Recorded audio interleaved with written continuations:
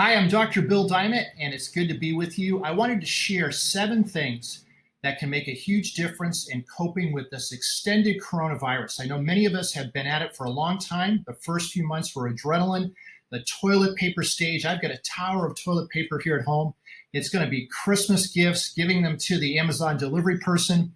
We're moving past that, and many people are experiencing coronavirus fatigue. Your teams are, maybe you are individually. I want to tell you what I've learned. I've done 215 webinars. It's a crazy number since March, both here in the States and for audiences in Singapore and Berlin and Portugal and Mexico and Canada, just around the world. And here is the list that I like to share with you. Pass it on, see if it works for you and your team. The number one thing I see is if you can't change the situation, you better increase your connections. Classic UCLA study. You need 3 to 4 people a week that you can talk to apart from the people you're living with. If you're in a tight relationship, am I trying to get you to cheat on them or have a divorce? No, no, no. But I'm telling you, no one person can meet all your needs. I love my wife, but if she becomes my sole therapist, it just gets weird. So you've got to have some people you can see, and even see some safe people that are 3-dimensional. Use some social distance. Get in a park, wear a mask, whatever, but you need to get out and see some people in a safe way, if at all possible. So that's the number one thing, increasing those connections. Put them in the calendar. When will you see people and who will you see? The second thing is kind of counterintuitive, and it's this idea of writing down your 4 or 5 fears that you're experiencing right now, and maybe having a discussion as a team about this too. I find that most people, it's a short list. Maybe it's the coronavirus catching it. Maybe it's a loss of job or a work slowdown or concerns about the election season or the protests or the calls for racial justice or your kids. Everybody's got some fears. By writing them down, you externalize them. You begin to see what they are and what they aren't. You begin to see they're the usual suspects. The list doesn't usually change very much. Your list may be different from mine, but my list is pretty consistent, and I suspect yours is too.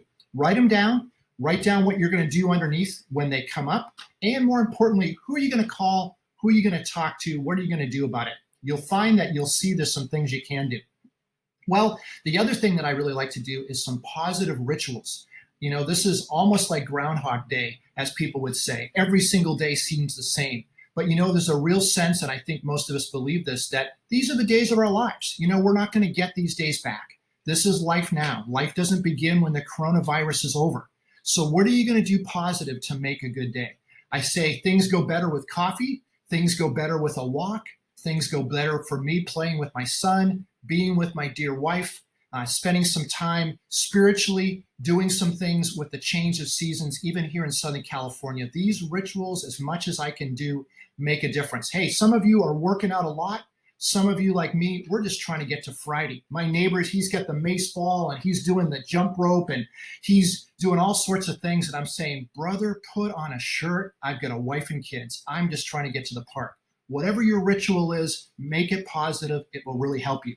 And then on the other side, you might be surprised I'm saying this. The next thing is some of you need to honestly grieve some of those things you've lost. Now, I know many of us have not lost anybody we know to COVID. We may have known a people, but some of you may have. And if you do, my heart goes out to you. That's a different level of grief.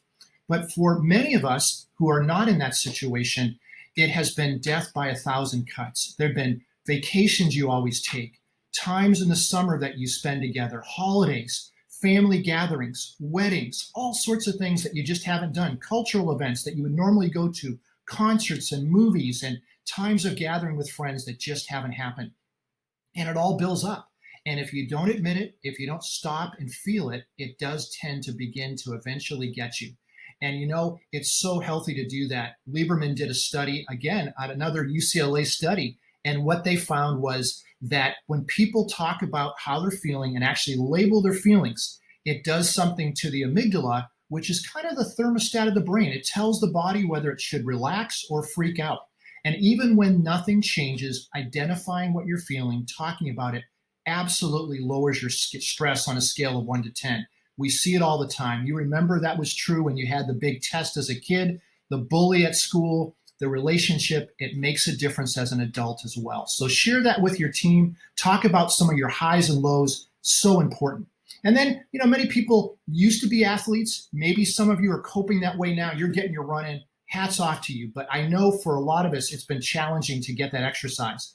And so I love what Coach John Wooden says. He says, don't let what you can't do keep you from doing what you can. I get a little device right here.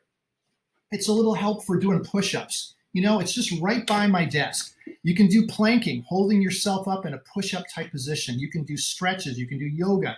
You can do so many things here and there. You can do steps. You can take a call while you're walking.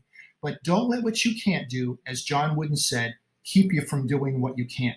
Now, another big, big thing, and this is what I love, is creating a grateful list. It's not just kind of one of those kumbaya, turn the lights down low. It's based on some hardcore research with KPMG and others that are under extreme stress, and they studied them in New York City. They found writing down things you were grateful for actually reminds you that you've got some reserves. It reboots your focus, and it makes a huge difference.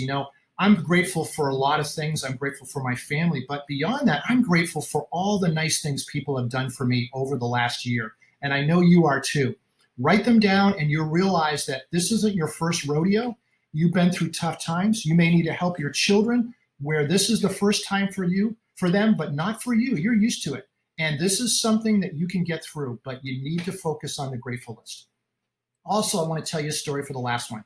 My neighbor, about halfway through this time we've had of the pandemic, knocked on our door and she delivered some homemade masks. And she did that for everybody on our street. Well, we get to know her. You better believe we washed those masks. We get to know her. And you know what? It was just a wonderful thing for her.